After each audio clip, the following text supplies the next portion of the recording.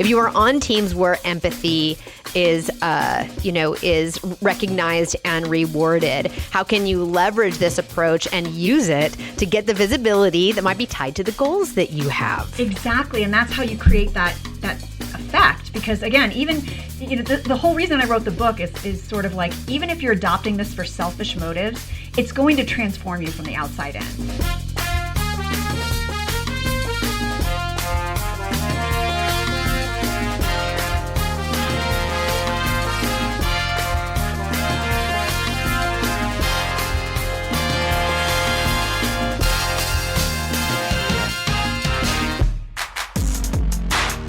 All right. Hello, everyone. Welcome to the Dia Bondi Show, a big podcast for folks with goals. I'm Dia Bondi, and I'm on a mission to help you ask for more and get it, resource your dreams, and speak powerfully when it really matters so you can reach your goals faster. And I'm so happy to have with me my on-air producer, Arthur Leon Adams III. Hello, Arthur. Hey, Dia. How's it going? I'm great. And today, actually, we're going to be joined by Maria Ross, who's a brand strategist, author, and she's going to come talk to us about The Empathy Edge, a book that she recently wrote, and what it means to have an empathy edge, and how that might matter to you, the listener. But first, I have something to share. Oh, yeah. What is it? So I write a monthly, I don't even know if it's a newsletter. I would call it more like reflections, monthly reflections. And for those of you on my list, you get it. For those of you who are not on my list, you can get it. And I'll tell you how in a little bit. What's interesting is, like, last week I sent out one of my monthly reflections. They're very short, actually. And it always has links to the podcast as well. Although the content of what I'm talking about in each of the reflections may or may not be related to the episode we're sharing in that letter.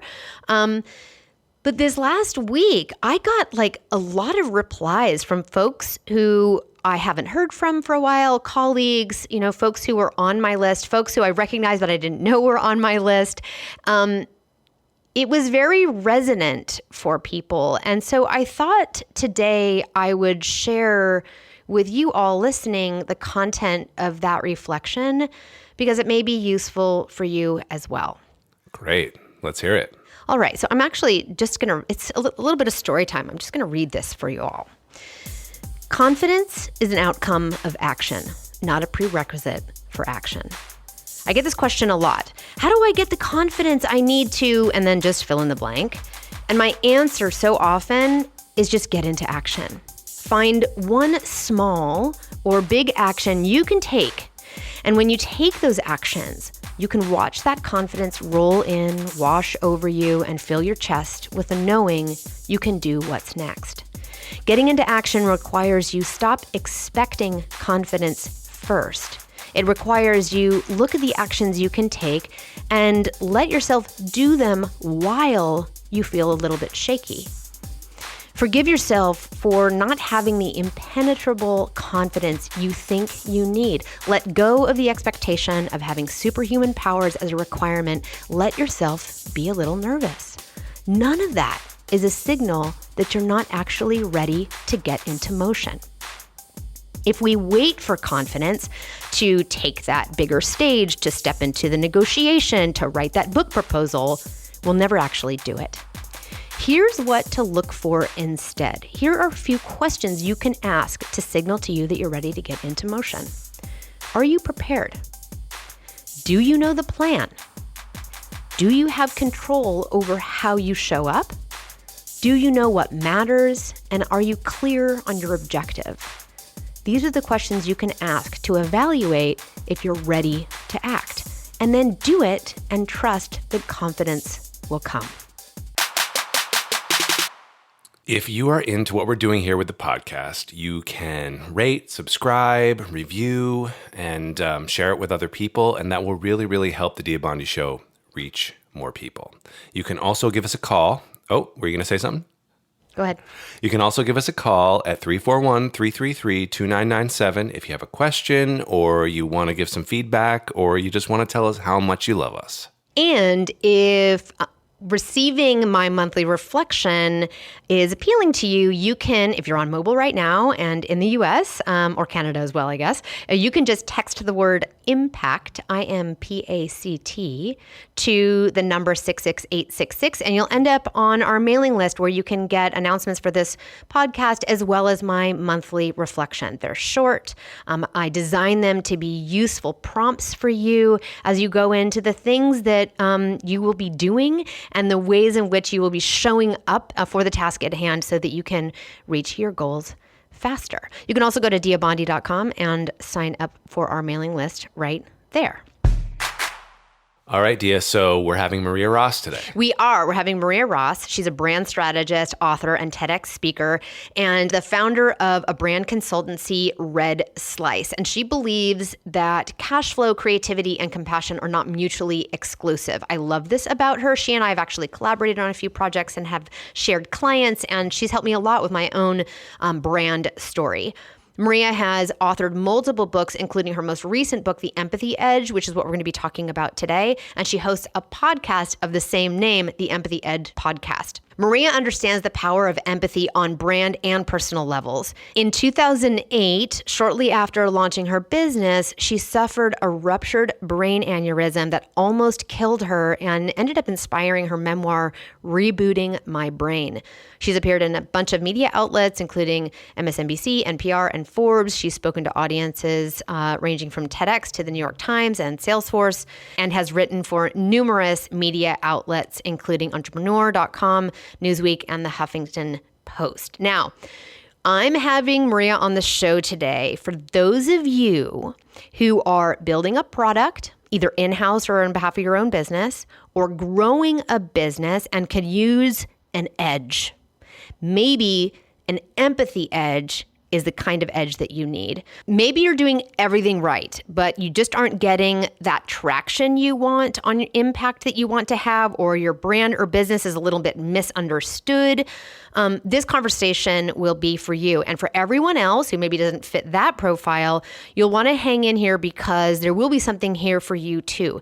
Empathetic leadership may also be a lens that is resonant for you and will help you be the leader you want to be so you can have the impact you want to have, maybe on your team, maybe in your industry, maybe in a cohort of peers where you have an opportunity to lead.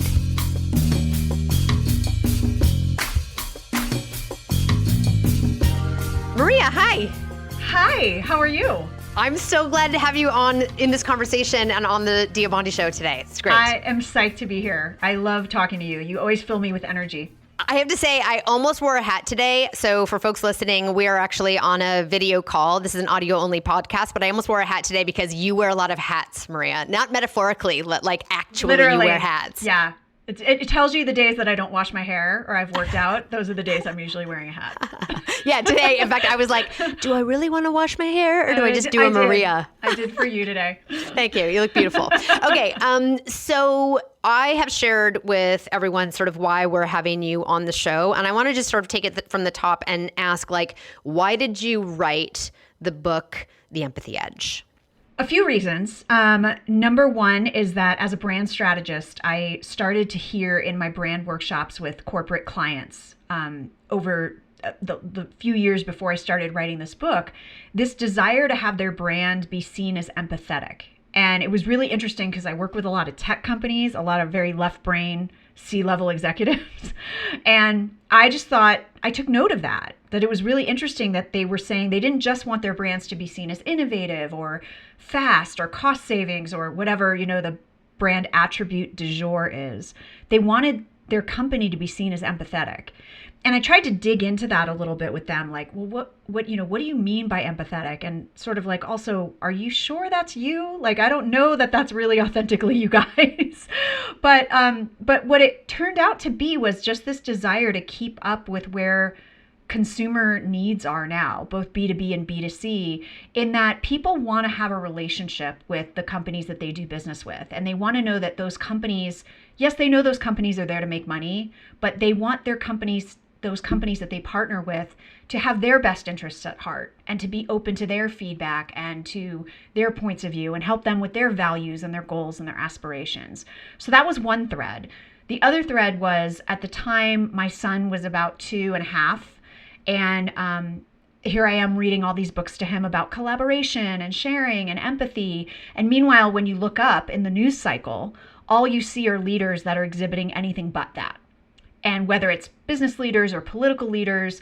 And it actually really made me lose heart, because I thought, if I'm teaching him all this, what's the point? If he's just going to grow up in a world where the leadership standard is to not act in a collaborative, compassionate, empathetic way, why bother? So I did what I do best, in that I started researching this and started to see, like, well, is there something here that could show the business case for being an empathetic leader?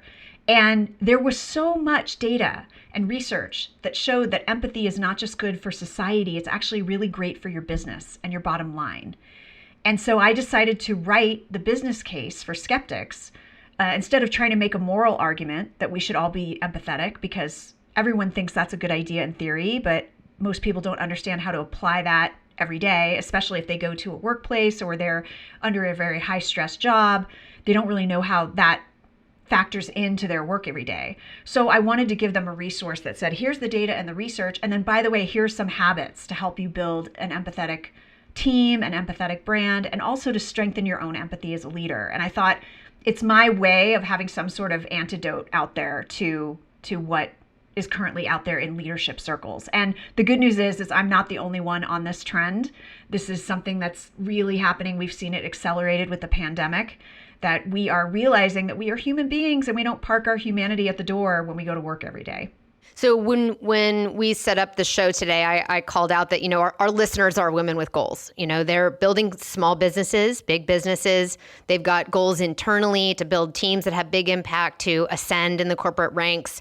They've got experiential goals. And so, we set up that this conversation is really aimed, if you're building a product in-house or out of house, if you're building a business, you might need an edge, and the empathy edge might be the edge that you need. And you're already talking about leadership and how we lead, whether we're an ordained leader that also has authority over a particular team or domain, or we're just leading, even in a flat organization or in a flat system or in an industry, an empathy edge could be the edge that you need. Yeah, absolutely. And to that point, we're all leaders. We all have a circle of influence, even if we're not the official titled leader in the group. And so how you operate is a model for other people. And if you can operate with empathy and reap all the benefits that comes with that, in terms of better collaboration and better innovation and, better production, better morale, better sales.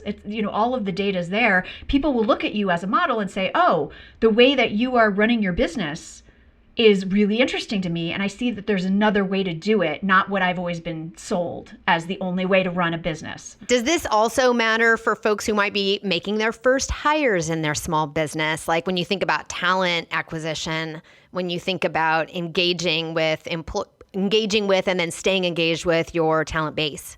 Yeah, absolutely. Because the research shows that empathetic cultures have higher employee engagement.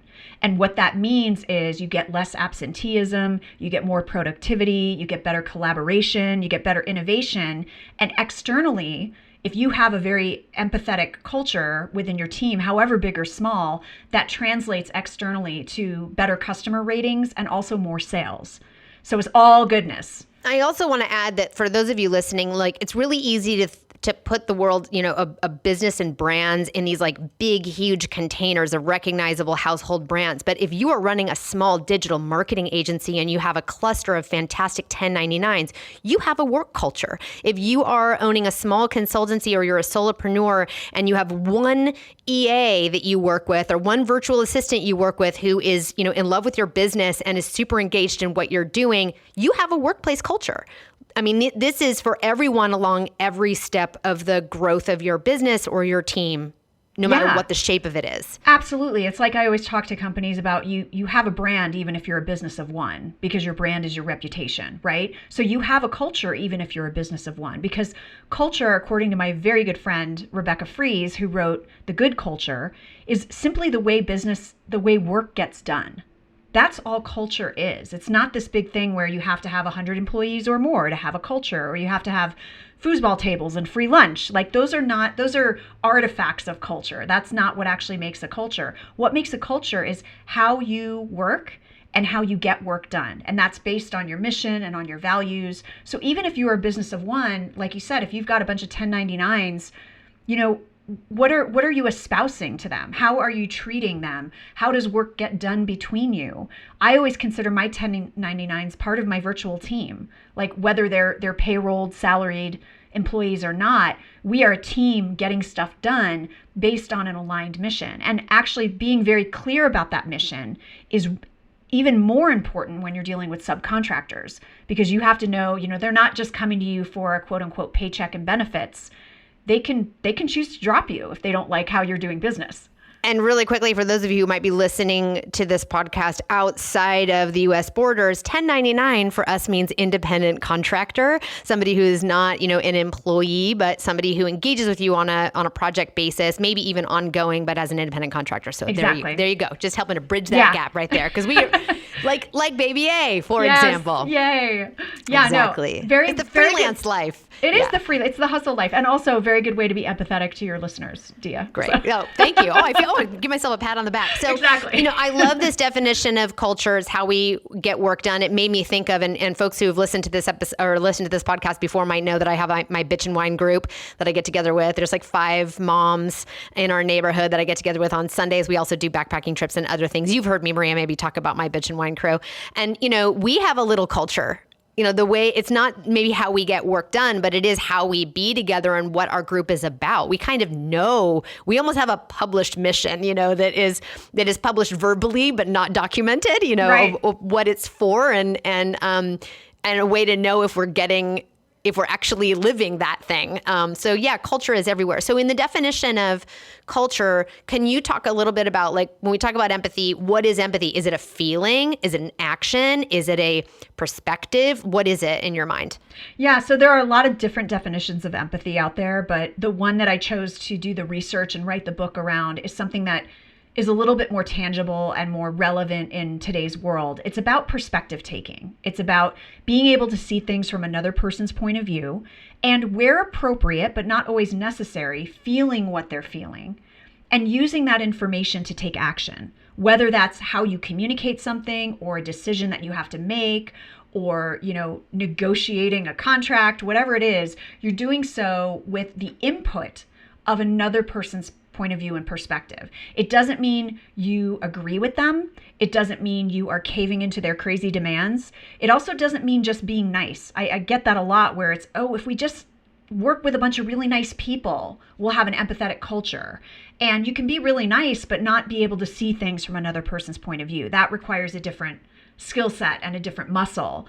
And that's really where you get to finding common ground, is being able to see things from another person's point of view, not just being nice and baking really good cookies. So why do we miss this? Why do we miss it? Why do we skip it? I think we skip it because we're humans and we're trying to protect our turf. And also the command and control model of business has been ingrained in us as the only way to accomplish something, as the only way to be a market leader, as the only way to be competitive, as the only way to succeed. And that's the whole point of this, is to break that paradigm and say, look, there's all these leaders and companies out there that are doing things in this new way and they're succeeding. So there is another way. I always like to talk about the fact that the rules of business, right, of what we've accepted as the way to get to business success, they're not laws of physics. They're things that we as humans created, which means we can uncreate them. And the generations coming up in the workplace, millennials, Gen Z, they are actually demanding this new kind of culture and workplace. They're not putting up with the crap that we did, right? They're saying, this is ridiculous. I spend more than half my life at work. I want it to be a place where I feel seen, heard, and understood. I want it to be a place where I can collaborate and innovate and bring my best self to work.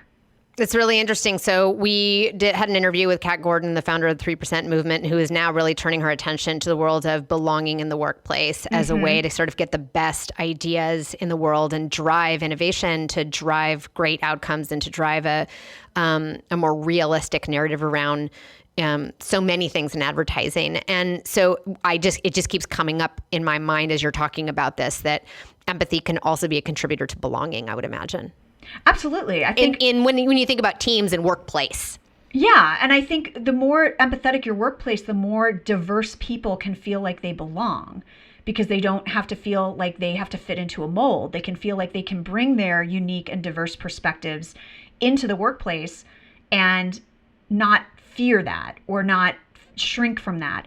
And by the way, Kat probably shared with you as well that the fact that organizations that are more diverse make better business decisions. Period. Because they don't get so myopic. So I always like to say empathy is the fuel that makes diversity initiatives work.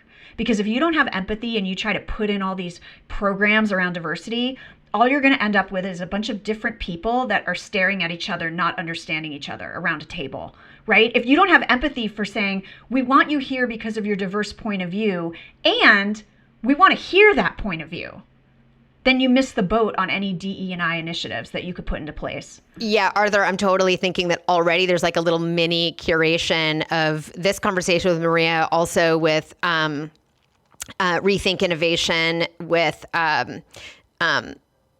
Carla Johnson, and also with the Kat Gordon conversation. Like, these are 3 episodes that are like a nice little playlist, because we're talking about, with Carla Johnson, we're talking about, growing, how to produce the best ideas, the best and reliable ideas to solve business problems. And they require allowing for lots of different ideas and perspectives to make it onto the whiteboard.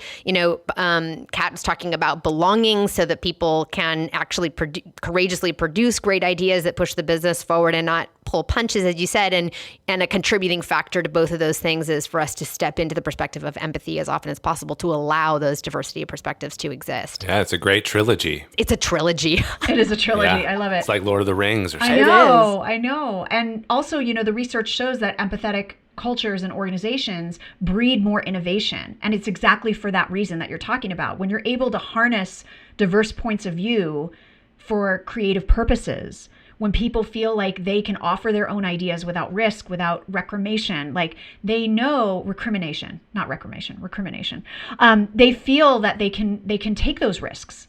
And that leads to better innovation. If you've got a bunch of people that look like you and sound like you and think like you, you're not going to create a lot of innovation that way. But again, in order to make that environment work, that environment of diversity work, it requires empathy. So our listeners are women and folks with goals, right? They know what they want. And if you don't, by the way, listener, we do have a few episodes to help you with that. Specifically, the episode, How to Goals If You Don't Have One, and also our episode with Lindsay Gordon on career alignment, side note. So one of the things, our audiences, I imagine, are doing is navigating, they know what they want. I want to be director in 2 years. I want to build a small business that impacts X, Y, and Z. I want to build a product that does this. They know what they want. I want to take a 1-year sabbatical and figure out a way to do that, and travel around the world, whatever it is. How can they use empathy to help them carve their pathway to that goal? Do you have any advice? Yeah, absolutely. I think from the perspective of wanting to build a business or even build your career, it's about soliciting input from other people and being empathetic about the groups that you serve or your audience, in brand speak. Who is your audience? So many times we get caught in our own thinking of like, this is the business I want to start, and I'm going to do this, and I'm going to say this, and this is going to be my messaging, and this is what my products are going to be. But we don't take the time to actually vet that with the people that we claim to be serving. And so what I always advise my clients to do, because empathy is such a strong part of customer insights, and you have to have those insights, you have to build a brand that appeals to the audience that you're trying to serve. So get out there and talk to them. And even if you don't have current customers, put together that ideal customer persona and find people like that. Don't ask like your nephew, don't ask your spouse. You have to ask people that actually are the people that are going to put down money for your products and services. And too often we get caught up in feedback from other people that, while very well intentioned, it's irrelevant what they think about your logo or your offerings or your pricing or your messaging. So you have to get out there and talk to them, and not in a sales conversation. Just, hey, I'm doing some research on this. I want to find out what... I hear that as like gathering their actual perspective. Mm-hmm. Yeah, actually. And gathering their actual words. that they use. I always talk about echoing back, asking and echoing back. So if you want sales messaging and email marketing and all the things that people are delighted to read, you actually have to use the words that are the voices in their heads. And so you have to get out there and go, well, how do you express this problem? How do you describe this challenge? What is the benefit you seek from this thing that I'm going to offer? And be willing to say, I might be wrong about how I'm thinking of positioning this or how I'm thinking of messaging this. Again, if you get feedback from the right people. Beautiful. So I did a fireside chat with Gap brands this week, actually. And there was a woman that asked a question in the chat that was about like, I got brought on in my onboarding. I was very transparent that I needed training in a certain area. My manager is refusing to give me the training in the format that I best learn, blah, blah, blah.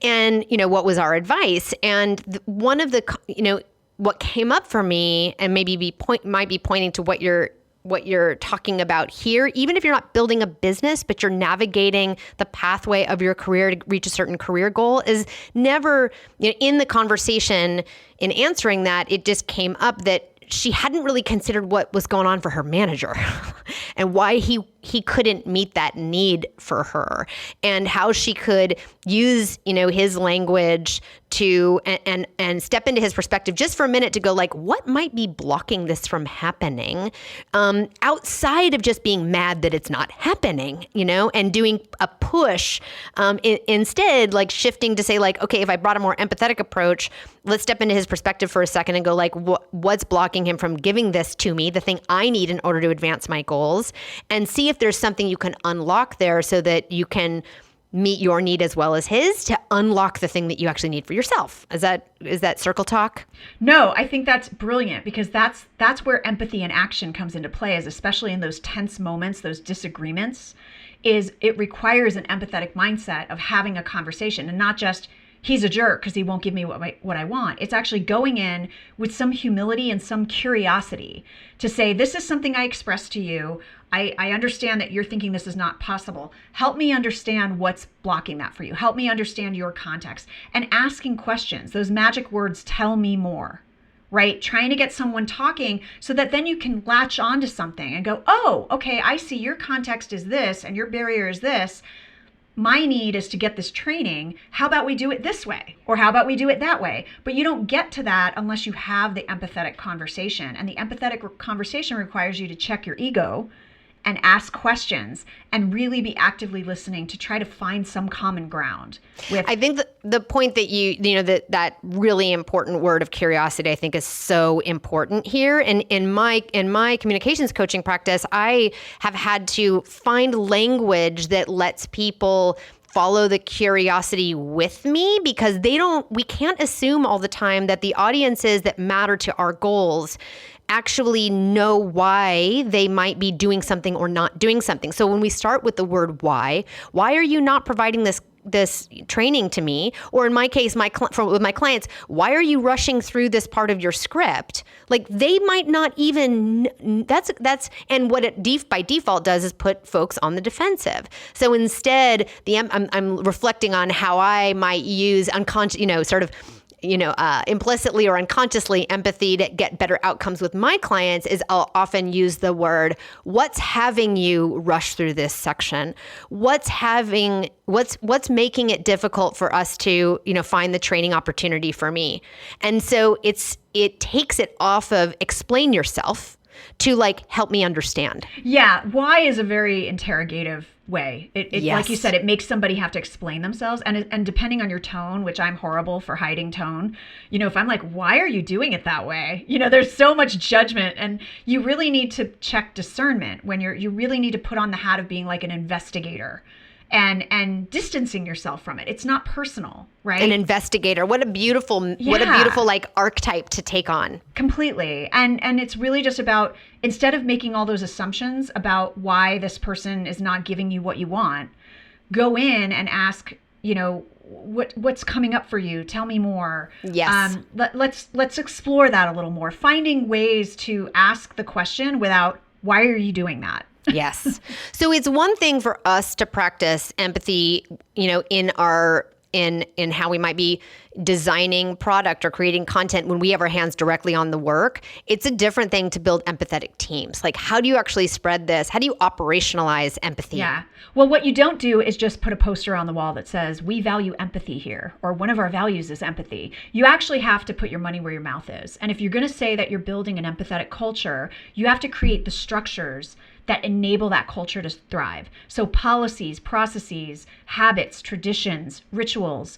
There are companies out there, big and small, that will promote you or give you raises based on you exemplifying certain things that, however they've defined it in their organization, show empathy, show service, show compassion. So you have to be willing to say you are going to get promoted, you are going to get money, bonuses, or you might get fired based on your ability to show or not show empathy in this organization. The other way is that you also create opportunities to model, acknowledge, and reward it in your culture. And that's another way you put your money where your mouth is. So one of the companies I profiled in the book, and again, this is larger scale, but they have what they call is about service.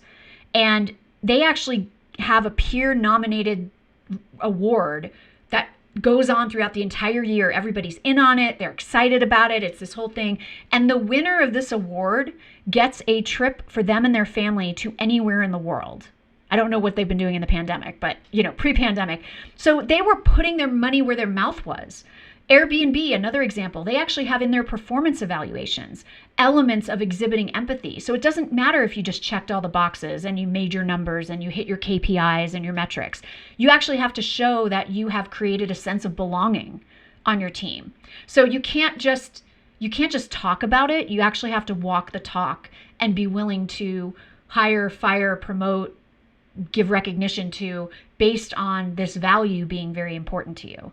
Yeah, it makes me think of, I know one company that does these, what they call cards, where if you and I are working on a project together, I could recognize a particular behavior tied to empathy or tied to customer service or something, and I could actually issue a card on a digital platform that recognizes that thing, and folks who accumulate nominated by others, a certain set number of those cards end up getting featured in the nationwide newsletter and recognized by it actually creates visibility for their work across and outside of their teams. So it's very career enhancing, for them to get something that is just a little digital card, but it creates an opportunity for visibility, which, by the way, for folks, if you are on teams where getting more visibility is really important. If you are on teams where empathy is recognized and rewarded, how can you leverage this approach and use it to get the visibility that might be tied to the goals that you have? Exactly, and that's how you create that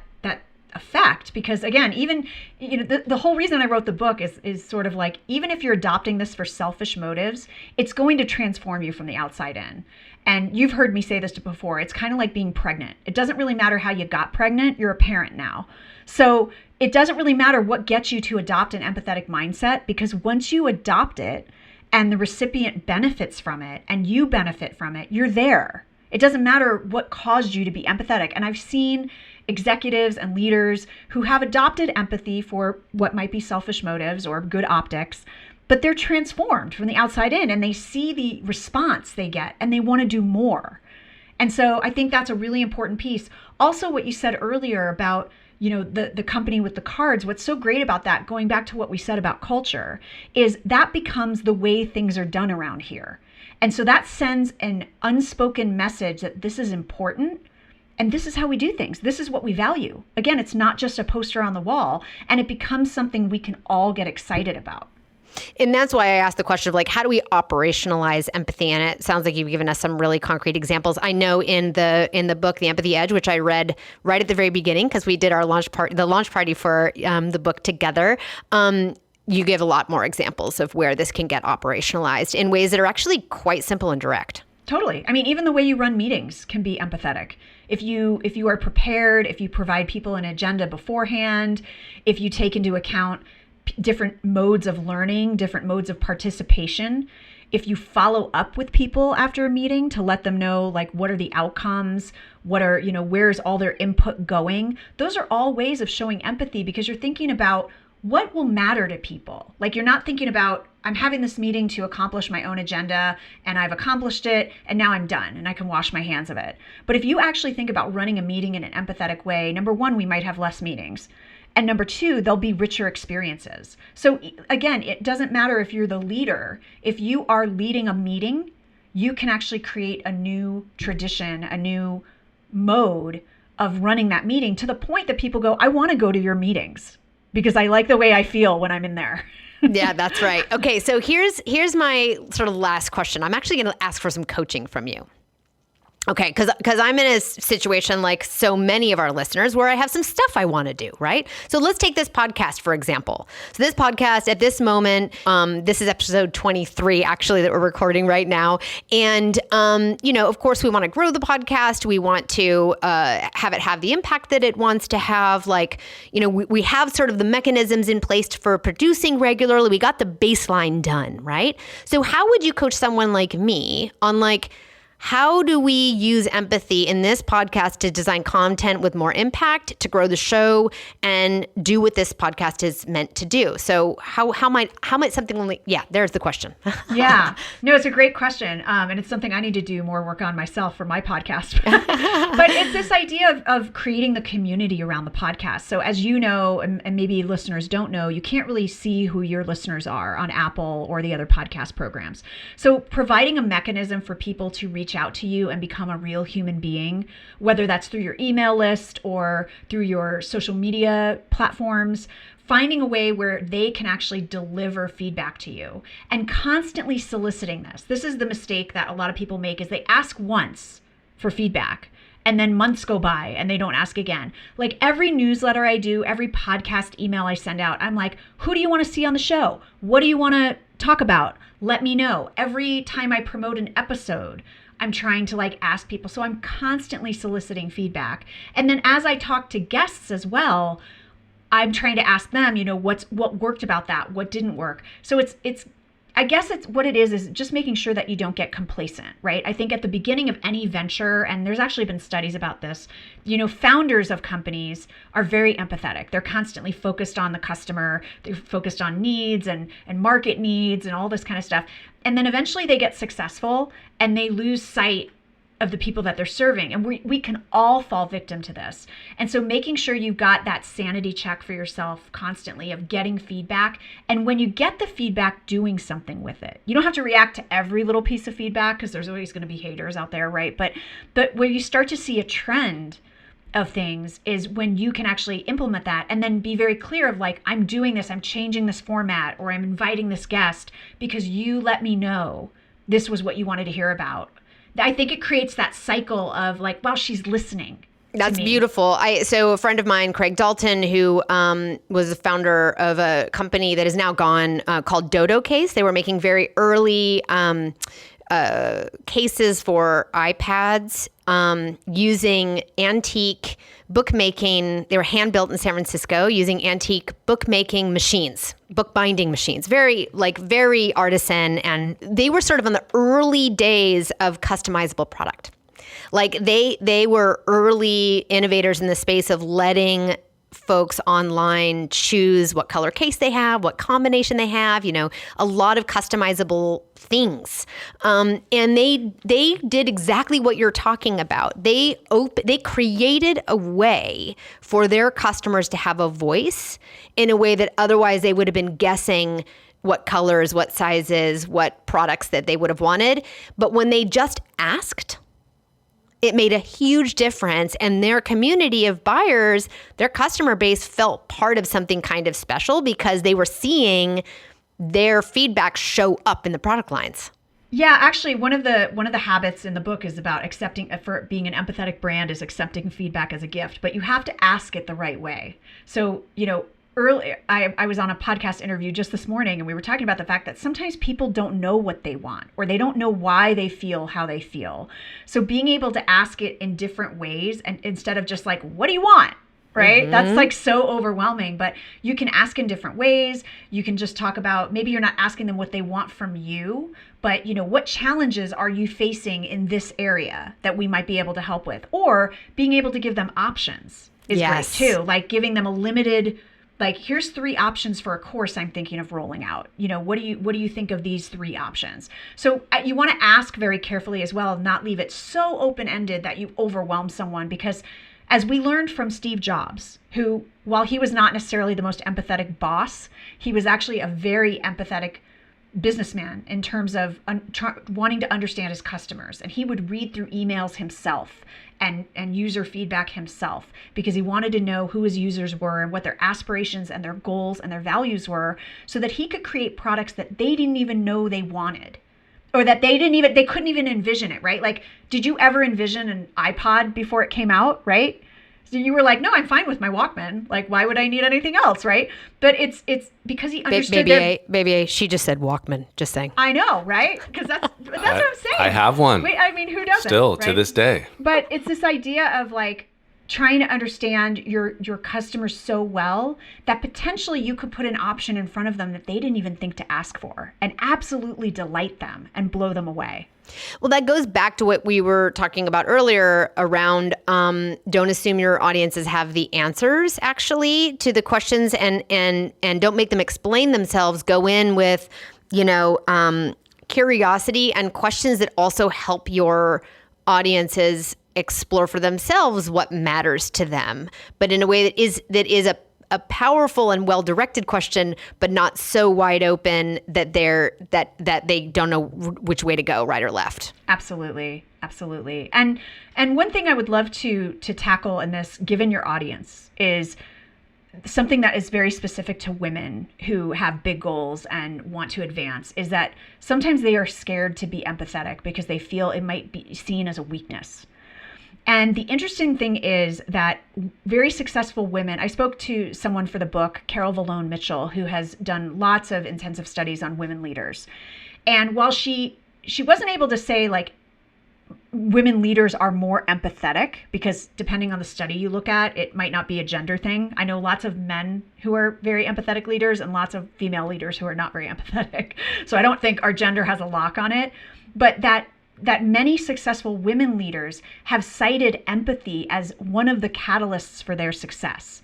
Because if we look at empathy not, again, as caving to crazy demands or just being nice, if we look at empathy as being more collaborative and inclusive and being able to make better decisions as a result of that, women with that skill were able to advance as leaders because they were able to get people on board. They were able to get buy-in. They were able to make things happen and collaborate. And so, I think there's a hesitancy, especially, when you're coming up in the ranks or you're just starting out, is that, oh, I need to hide that aspect of myself because then I'll be seen as a weak female leader.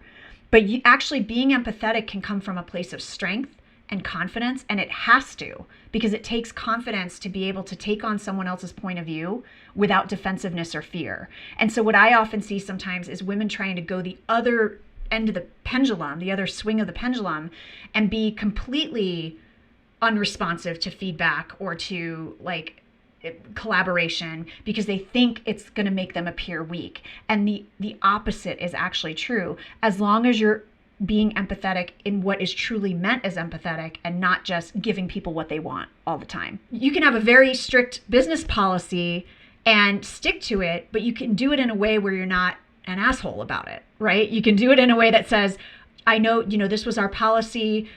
This is not the way I do business, but let's talk. What's going on for you? Is there some way that we can work around this or make this right?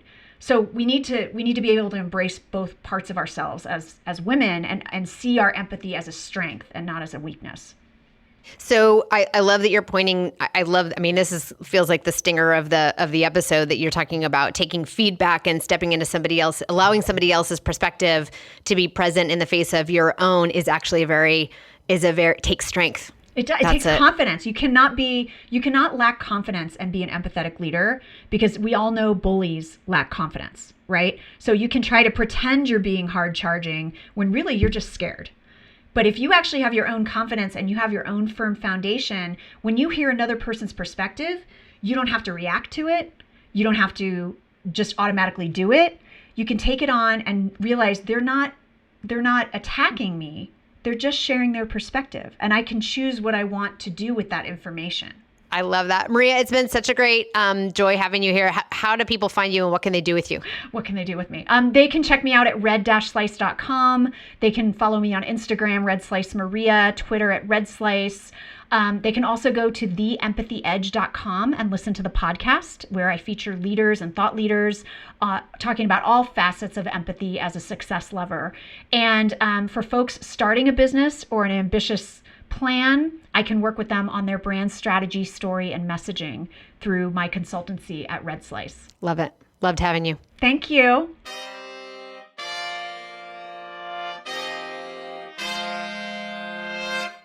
So good having Maria. Yeah, she's great. It's really hard to talk about empathy in a way that feels really concrete. And what is good about, that's why I asked the question, like, how do you operationalize this stuff?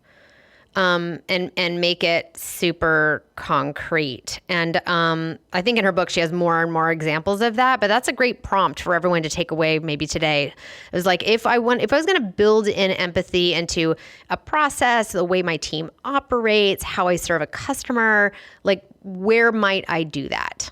I think for me, a lot of times I had to work on my empathy for clients.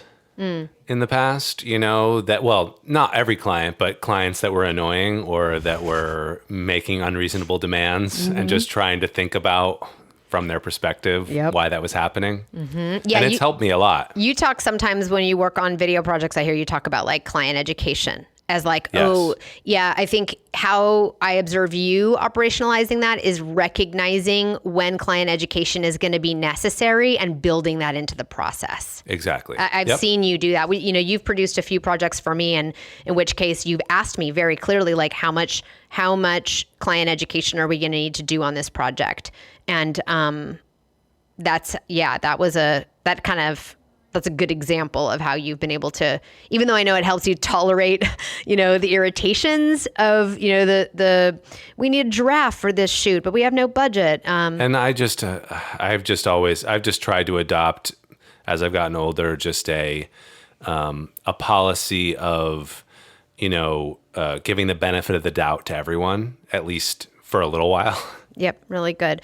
So I hope for folks listening, you got something today that you can action in your own career as you think about reaching your own career goals, whether it's about ascension inside of your organization, whether it's about working on the kinds of projects or finding your way to the kind of projects that really light you up, and using empathy as a way to kind of get the feedback and perspective that you need so that you can find that pathway to that goal. Or whether you're building a small business, medium-sized business, large business, or a team to help enable those things. I hope you got a perspective that'll help you use empathy as an edge. All right. See y'all next time. This is a production of Diabandi Communications, scored, mixed, and produced by Baby A. You can like, share, rate, and subscribe at Apple Podcasts, Google Podcasts, Spotify, or wherever you get your favorite podcasts. If you'd like Diabandi to answer any questions about how to make your next big move, you can call into the show at 341-333-2997. Thanks for listening.